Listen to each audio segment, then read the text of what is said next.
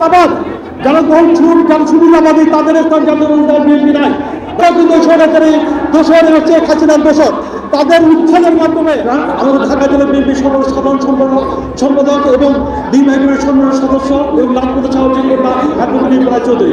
আমি শুধু সংক্ষেপে আমার বক্তব্য শেষ করছি।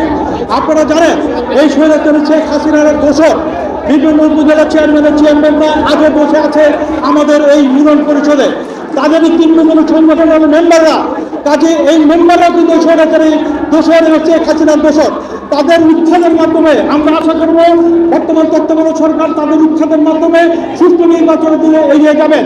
আমরা আগেও বলছি, বর্তমানে বলছি, যারা দলবাদ, যারা চাঁদাবাদ, যারা দল ছুট, যারা সুবিধাবাদী তাদের স্থান যাদের বিএনপি নাই। তাদের একটা কথা প্রায় বলেন, আমি কাউকে পর করে নাই, কাজে নতুন করে আপন করার কোনো সুযোগ নাই।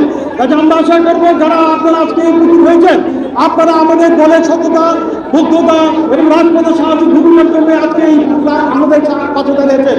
আগামীতে আপনাদের সবাইকে পাশে থাকবে আশা ব্যক্ত করে এবং আমাদের আরো পরবর্তী জনসভা এই জন্য আমার বক্তব্য ধন্যবাদ সবাইকে।